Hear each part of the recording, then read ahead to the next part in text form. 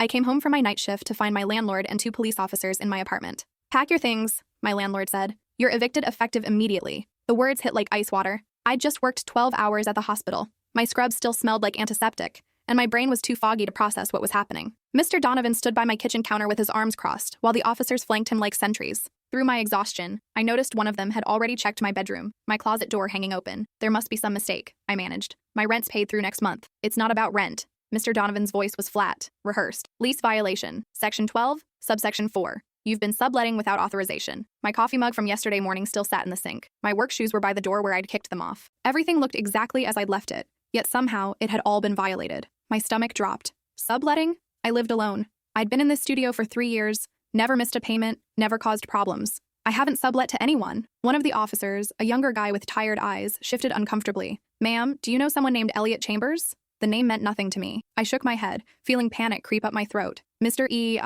Donovan pulled out his phone, swiped a few times, then turned the screen toward me. Security footage. Grainy, time-stamped from 2 weeks ago. Someone entering my building, using a key at my door. The figure was tall, wearing a hoodie, face obscured. "That's not me," I said. "I was working that night. I work every Tuesday and Thursday overnight." "But it's your apartment," Mr. Donovan said. "Your responsibility." My mind raced. Who had a key? Mom had a spare for emergencies, but she lived 4 hours away and her arthritis had gotten so bad she barely drove anymore. My brother had borrowed it once last year when I was out of town, but he'd returned it. "I need to make some calls," I said, reaching for my phone. The older officer stepped forward. "You can do that, but you still need to vacate the premises today. The eviction notice is valid." "Today? I work tonight. All my things. You have until 6 p.m., Mr. Howie," Donovan said. "After that, anything left behind becomes property of the building." 6 hours. I had 6 hours to pack up 3 years of my life because someone I'd never heard of had apparently been in my apartment. The injustice of it burned in my chest, but the officers' expressions told me arguing was pointless. After they left, I stood in my tiny studio, looking at everything I'd built here, the life I'd scraped together after moving out on my own, my nursing certification hanging on the wall, the secondhand couch I'd reupholstered myself. I called Mom first. She answered on the 3rd ring, groggy. "Did you give your spare key to anyone?" I asked, not bothering with pleasantries. "What?" "No, honey. Why?" "Long story. Is it still in your drawer?" I heard rustling, then silence, then more rustling, more frantic. "It's not here," she said finally. "I thought I put it back after—" She stopped. "After what?" Her pause stretched too long. "Your uncle came by last month. He needed to borrow some cash. I went to get my wallet, and he was in the kitchen alone for maybe 5 minutes. Uncle Garrett. I hadn't spoken to him in over a year. Not since he'd shown up at Thanksgiving asking for money. Dad had thrown him out. You think he took it?" Mom's voice was small. I didn't answer. I was already pulling up my laptop searching for Elliot Chambers. The name produced dozens of results, but when I added my city, one hit made my blood run cold. A mugshot from 6 months ago. Arrested for identity theft and fraud. The face in the photo was my uncle's cellmate from his last stint in county jail. I stared at the mugshot for a long moment, my exhaustion evaporating into something sharper, angrier. Elliot Chambers had a thin face, hollow cheeks, and eyes that looked simultaneously empty and calculating. The arrest record listed multiple charges: identity theft, credit card fraud, breaking and entering, released on bail 3 months ago, pending trial. "Mom," I said, my voice steadier than I felt, "I need you to call Uncle Garrett right now. Ask him if he still has your key." "Honey, what's going on?" "Just do it, call me back." I hung up and immediately dialed my brother. He answered with loud music in the background, then the sound of it being muted. "Hey, what's up? Kind of early for you, isn't it?" "Did you give your apartment key to anyone?" I asked. "What?" "No, I gave it back to you last summer." "Why?" "You're sure? You didn't make a copy, lend it to a friend, anything like that?" "I'm sure. What happened?" I explained everything in clipped sentences. The eviction, the footage, Elliot Chambers, the connection to our uncle. My brother's silence grew heavier with each detail. "That piece of shit," he finally said. "I told Dad we shouldn't have bailed him out last time. Did you know he had a cellmate named Elliot?" "No, but it tracks. He was in for 3 months on that DUI. Probably made all kinds of great connections." His voice dripped with bitterness. "What are you going to do?" "I don't know yet. I have to be out by 6. Come stay with me. I've got the pull-out couch." My brother lived in a 1-bedroom apartment 40 minutes across town with his girlfriend, who worked from home. The thought of imposing on them made my stomach clench, but I didn't have many options. "Maybe. Let me figure some things out first." "I'm serious. Pack your stuff, bring it here. We'll deal with the rest later." I thanked him and hung up just as Mom called back. "He's not answering," she said. I left 3 messages. "Of course he's not." I pressed my fingers against my temples, trying to think through the fog of exhaustion and anger. "Mom, I need you to file a police report. Tell them your key was stolen. But I don't know for sure that he—" "Mom, please." Another long pause. Then quietly, "Okay, I'll drive to the station this afternoon." After we hung up, I sat on my couch and looked around my apartment. 3 years. I'd moved in right after finishing nursing school when everything felt possible and terrifying at once. This had been my first real place, my first taste of independence that I'd earned entirely on my own. The walls still had the nail holes from where I'd hung pictures during that first optimistic week. The kitchen window faced east, and every morning when I came home from my shift, sunlight would stream through and warm the entire space. Now I had 5.5 hours to pack it all up. I started with the essentials: clothes, toiletries, my nursing supplies. I'd learned to keep my work bag meticulously organized, everything in its place, because a 12-hour shift at the hospital didn't allow for wasted time searching for equipment. That same efficiency kicked in now, my hands moving automatically even as my mind spun with questions. Why had Uncle Garrett done this? He'd always been the family disappointment, the one who showed up at holidays with empty promises and emptier pockets. But stealing from his own sister, from me by extension, that felt like a new low, even for him. And what had Elliot been doing in my apartment? The footage showed him entering, but not for how long, or what he'd done inside. I thought about that time 2 weeks ago, coming home to find my kitchen drawer slightly open. I'd assumed I'd left it that way in my pre-shift rush. Had he been going through my things? Had he stolen anything? I checked my laptop, my tablet, my few pieces of jewelry. Everything seemed to be where it should be. But then I thought about what an identity thief would actually want. Not valuables you could fence, but information, documents, numbers, my filing cabinet. I yanked open the drawer where I kept important papers. My birth certificate, social security card, tax returns, bank statements. Everything was still there. But the folders weren't quite in the order I usually kept them. The bank statements were in front of the medical records instead of behind them. My hand started shaking as I pulled out my phone and called my bank. The automated system cheerfully asked me to verify my identity. I punched in my information, was transferred to a representative, verified my identity again. The woman on the other end had a kind voice that made everything worse somehow. "I need to check if there's been any unusual activity on my accounts," I said. "I can certainly help you with that. One moment, please." The hold music was some instrumental version of a pop song I couldn't quite place. I paced my apartment, still holding my phone, looking at all my things that needed to be boxed up. "Ma'am?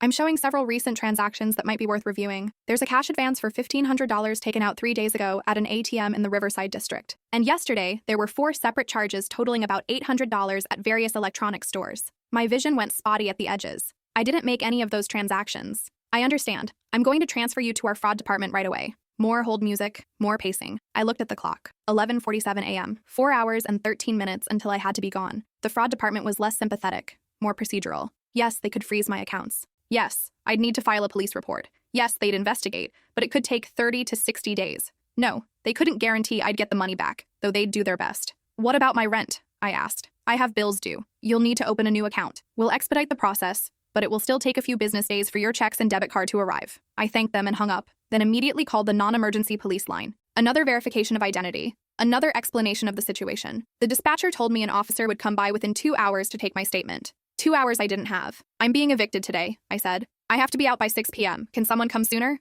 "I'll note the urgency, ma'am, but I can't make promises." I gave them my brother's address as a backup contact location and hung up feeling like I was trying to bail out a sinking ship with a teaspoon. My next call was to the hospital. My supervisor, Patricia, answered her office line on the first ring. "I can't come in tonight," I said, and my voice finally cracked. "I'm sorry, I know it's last minute, but something's happened." "What's wrong? Are you okay?" I gave her the abbreviated version. Patricia had been a nurse for 25 years. She'd seen and heard everything. She listened without interrupting, then sighed. "That's rough, hun. Take tonight off. Tomorrow too if you need it. But I'll need you back by Wednesday. We're already short-staffed." "I'll be there Wednesday. Thank you. And hey, get a lawyer. Don't let them railroad you on this eviction thing." "A lawyer? Right. With what money?" But I thanked her again and added it to my mental list of impossible tasks. I started packing in earnest then, working with the mechanical efficiency that came from years of hospital shifts where you couldn't afford to slow down. Clothes into trash bags because I didn't have enough boxes. Books into the 2 boxes I'd saved from my last move. Kitchen supplies wrapped in newspaper. My phone rang while I was taking down my nursing certification. Unknown number. I almost didn't answer, but something made me pick up. "Is this the resident of apartment 3C at 847 Morrison Street? Who's asking?" "This is Detective Raina Orozco with the Fraud and Identity Theft Division. I understand you filed a report earlier today regarding Elliot Chambers." My heart rate kicked up. That was fast. "Mr. Chambers is a person of interest in several ongoing investigations. When your name came up in connection with him, it got flagged. Can you walk me through what happened?"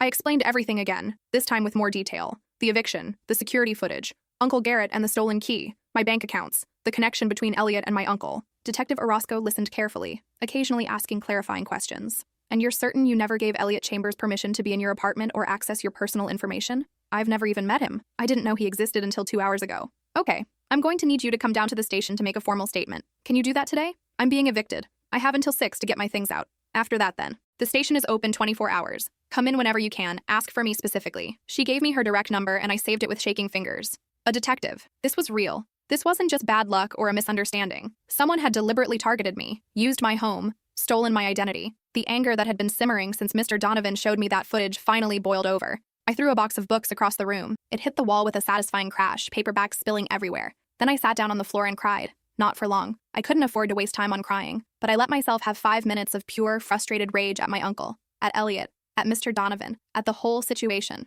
5 minutes to feel sorry for myself. Then I got up, collected the scattered books, and kept packing. A knock on the door made me jump. Through the peephole, I saw a uniformed officer. Not one of the two from this morning. Someone different. I opened the door. "Ma'am, I'm Officer Whitmore. I'm here about your report regarding possible identity theft." That was fast. "Come in." He looked around at the half-packed apartment, the trash bags of clothes, the bare walls. "Moving? Being evicted because of the identity theft. It's complicated." I walked him through everything again. He took notes in a small pad, his expression neutral but attentive. When I showed him the screenshot I'd taken of Elliot's mugshot, he nodded slowly. "I know this guy. He's been in and out of the system for years. Smart, though. Usually covers his tracks pretty well. Not this time. Apparently not. The thing is, proving the connection between your uncle, Elliot, and the break-in," he trailed off, choosing his words carefully. "It's going to be tricky. You have circumstantial evidence, but without catching him in the act or getting a confession, it's tough to make charges stick. So what am I supposed to do? File the report, which you're doing. Work with your bank on the fraud claims. Talk to Detective Orozco. She's good at her job. And get a lawyer about the eviction. Even if the landlord technically has grounds,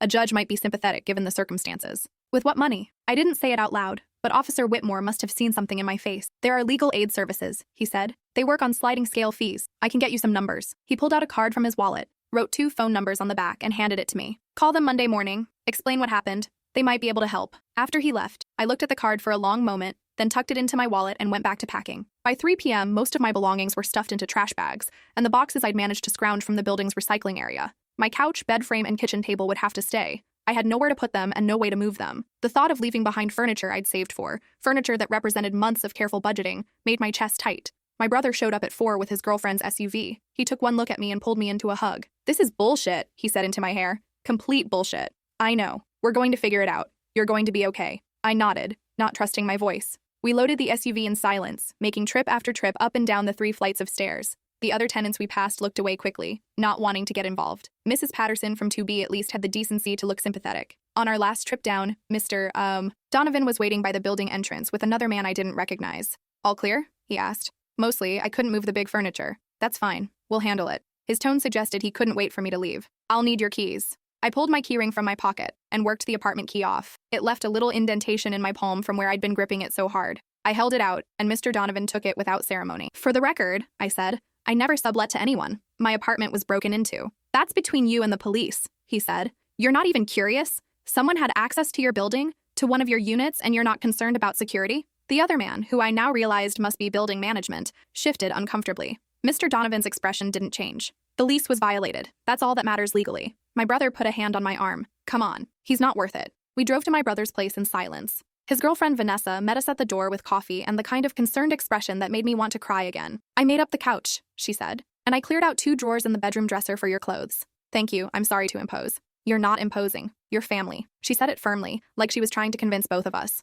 We unloaded everything into their already cramped living room. Trash bags stacked in the corner, boxes piled by the window. All my worldly possessions reduced to a disaster zone in someone else's home. "I have to go to the police station," I said once we were done. "Give my statement to the detective." "Want me to come?" my brother asked. "No. I've got it. Thanks for everything today." "Stay as long as you need to," Vanessa said. "Seriously." I grabbed Detective Orozco's card and drove to the police station in my 10-year-old Honda that had been making concerning noises lately. Just another thing I couldn't afford to deal with. The station was busy for a Saturday evening, the lobby full of people with varying degrees of distress on their faces. I gave my name to the desk officer and waited.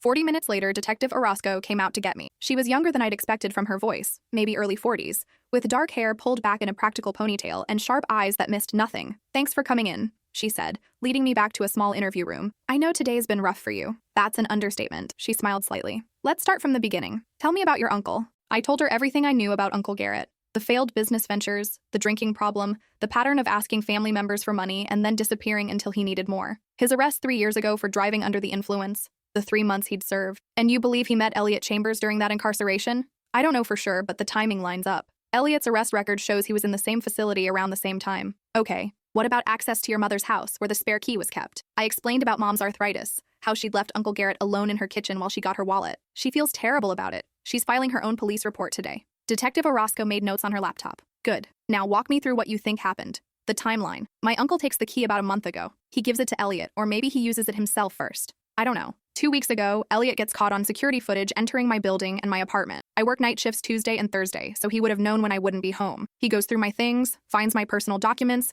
copies or photographs what he needs. Then he uses that information to access my bank accounts and commit fraud. Why you specifically? The question caught me off guard. What? Why target you? If your uncle needed money, why not just ask you directly? Why involve Elliot at all? I thought about it. I'd already turned him down before. Last Thanksgiving, he asked to borrow $3,000. I said no. My dad threw him out of the house. Maybe this was revenge? Or maybe Elliot had the expertise and my uncle just provided access. Possibly. She typed more notes. Here's what we know for certain. Elliot Chambers is currently wanted for violating the terms of his bail. He missed his court date last week. That gives us grounds to bring him in, but we have to find him first. We're working on that. What about my uncle? Stealing a key isn't a crime if he had legitimate access to your mother's house. And we can't prove he gave it to Elliot without one of them confessing. But if your mother files a report and states that the key was taken without permission, that gives us something to work with. So basically, I'm screwed. Detective Orozco's expression softened. Look, I know it doesn't feel like it right now, but you're doing everything right. You caught it fast, you reported it, you're cooperating with investigators. That matters. Most identity theft victims don't realize what's happened until months after the fact. You've got a good chance of recovering from this. I lost my apartment. My bank accounts are frozen. I'm staying on my brother's couch. I know, and I'm sorry. But you're alive, you've got family support, and you've got a job. It could be worse. The words rankled, even though I knew she meant well. It could be worse. The eternal refrain of people trying to find silver linings in other people's disasters. We spent another 30 minutes going over details. She took copies of everything I'd brought. Bank statements, the screenshot of Elliot's mugshot, Officer Whitmore's report number. She gave me her card again and told me to call if I remembered anything else or if Elliot or my uncle tried to contact me. What are the chances you actually catch him? I asked as I was leaving. Elliot? Hard to say. He's good at staying off the radar, but he's also cocky. The fact that he used your key instead of breaking in quietly, the fact that he hit your bank account so quickly, he's getting sloppy. That works in our favor. And my uncle? We'll talk to him once we locate him, see what he has to say. I drove back to my brother's place in the dark, my head pounding with exhaustion. I'd been awake for over 24 hours, running on adrenaline and anger. When I parked in front of their building, I sat in my car for a long moment, trying to summon the energy to go inside. My phone buzzed. Mom, did you talk to the police? She asked. Just finished. Did you file your report? Yes. They were very nice about it. I gave them Garrett's last known address, but the officer said he hasn't lived there in months. Of course he hasn't. Honey, I'm so sorry. If I'd known, it's not your fault, Mom. He's always been good at taking advantage of people. I should have been more careful. We both should have been. I closed my eyes, leaning my head back against the seat. I have to go. I'm exhausted. Get some rest. Call me tomorrow. I will. Inside, my brother and Vanessa had ordered pizza and set up the couch with sheets, a pillow, and 2 blankets. The TV was on low, playing some cooking competition show. Eat, Vanessa said, pushing a plate toward me. Then sleep. You look like you're about to fall over. I wasn't hungry, but I forced down 2 slices of pizza and a glass of water. Then I took a long, hot shower in their tiny bathroom, washing away the grime and stress of the day. When I finally collapsed on the pull-out couch, it was barely 9 p.m. I was asleep in seconds. Sunday morning, I woke to sun streaming through unfamiliar windows and the smell of coffee. For a disoriented moment, I couldn't remember where I was. Then it all came rushing back. Vanessa was in the kitchen, typing on her laptop at the small dining table. She looked up when she heard me stirring. Morning. Coffee's fresh.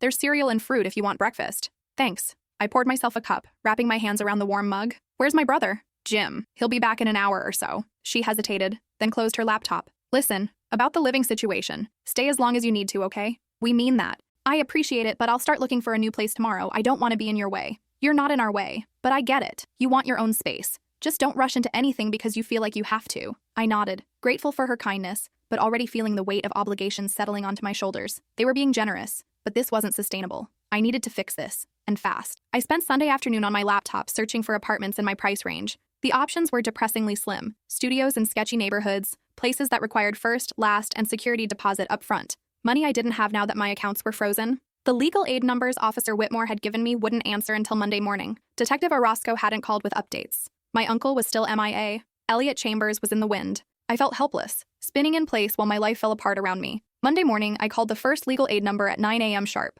The woman who answered took my information and told me someone would call me back within 48 hours. I called the second number. Same story. Then I called my bank again, checking on the status of my fraud claim, still under investigation. No timeline for resolution. I checked my email and found a message from Mr. Donovan, sent late Sunday night. He'd listed my couch, bed frame, and kitchen table on a local selling site, claiming them as abandoned property. My furniture was being sold off for a fraction of what I'd paid, and there was nothing I could do about it. I closed my laptop before I threw it across the room. Tuesday, I went back to work. Patricia had given me 2 days, and I'd taken them. Now it was time to put on my scrubs, clip on my badge, and pretend everything was fine. The hospital was chaos as always. Call lights beeping, patients needing medication, families wanting updates. I threw myself into the work, grateful for the distraction. My hands knew what to do, even when my brain was foggy with stress. During my lunch break, I checked my phone. A voicemail from Detective Orozco. "Ms. Patterson, call me back when you get a chance. We've got some news." I called her back immediately, stepping into the stairwell for privacy. "We picked up Elliot Chambers this morning," she said without preamble. "Traffic stop in Riverside. He had a warrant out for missing his bail hearing, so we brought him in." "Did he confess?" "Not yet. He's lawyered up. But we searched his car and found several items of interest.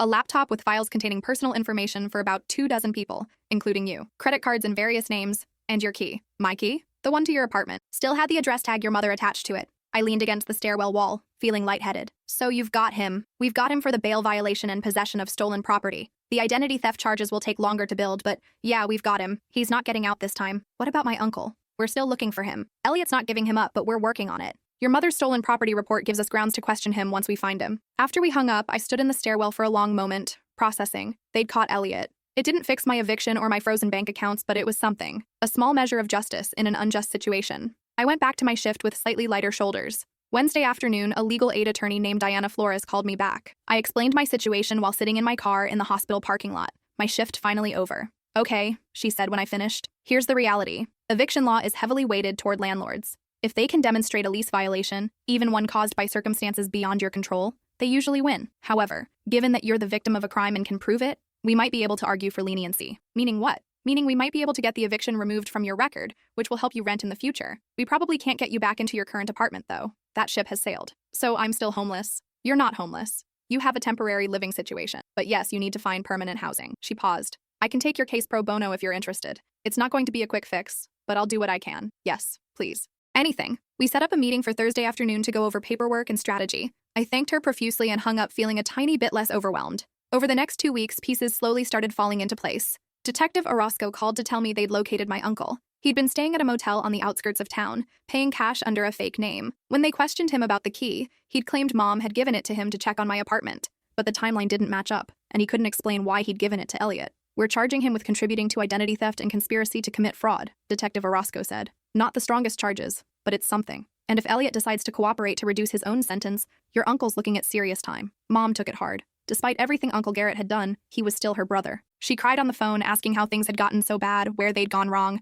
I didn't have answers for her. Some people just kept making bad choices until those choices destroyed them. My bank finally released my funds after a 3-week investigation, determining that the fraudulent transactions had indeed been unauthorized. They refunded most of the money, though I lost about $200 in fees and charges that fell into some gray area of their policy. I opened new accounts at a different bank and changed every password on every account I had. Diana Flores worked her magic with the eviction. She filed a motion to seal the record, arguing that I'd been the victim of a crime and shouldn't be penalized for it. The judge agreed with the caveat that I had to pay court costs. $300 I couldn't really afford, but worth it to keep my rental history clean. Finding a new apartment took longer. Every application required references, credit checks, proof of employment. My credit score had taken a hit from the fraud, even though it was being corrected. Landlord saw eviction and didn't care about the circumstances. Diana had to write letters on my behalf, explaining the situation in legal terms that made me sound less like a problem tenant. Finally, in mid-March, I found a place. It was smaller than my old studio, in a less convenient location, and cost $50 more per month. But the landlord, an older woman named Mrs. DeLuca, who'd been a nurse herself decades ago,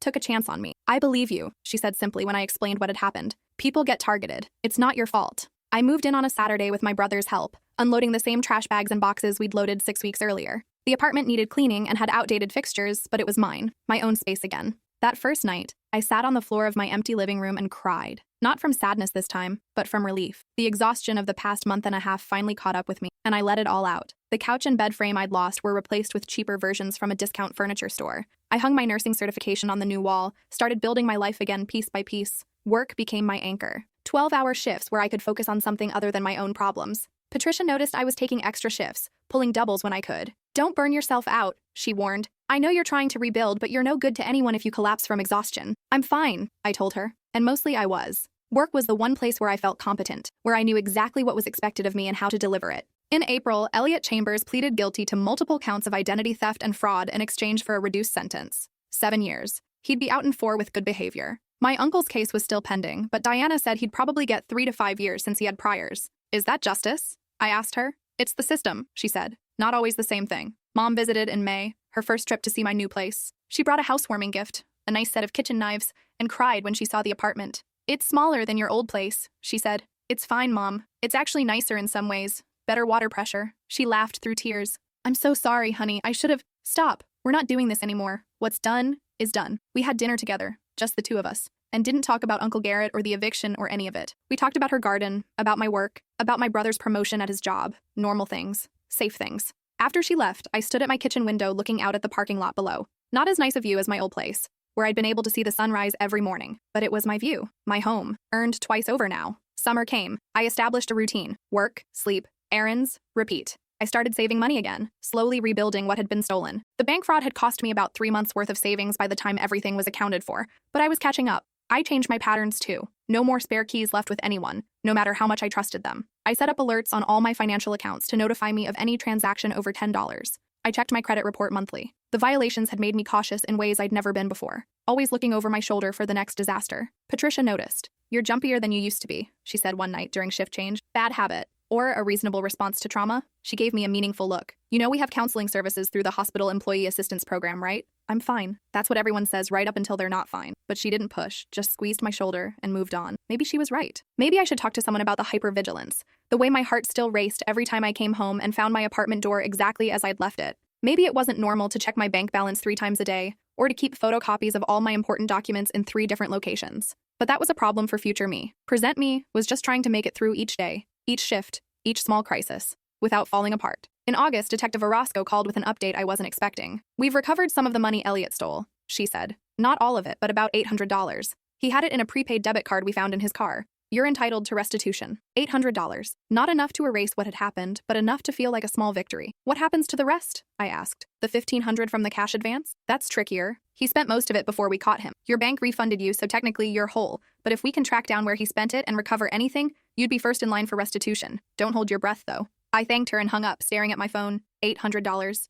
I thought about what I could do with it. Put it toward savings, catch up on the debt I'd accrued during those weeks when everything fell apart, buy a decent couch to replace the flimsy one I'd gotten on clearance. In the end, I split it 3 ways. Some went to savings, some to debt, and some, $200, went into an envelope I labeled Emergency Fund Part 2, The Revenge. It made me laugh, which felt good, felt human. Fall arrived, bringing shorter days and the kind of crisp air that made me remember why I loved this city despite everything. I'd been in my new apartment for 6 months. My brother and Vanessa came over for dinner one Sunday, bringing wine and dessert. "Place looks good," my brother said, surveying the living room. I'd finally hung some pictures, added curtains, made it feel less temporary. "It's getting there. You're getting there," Vanessa corrected. "You seem more like yourself lately." Did I?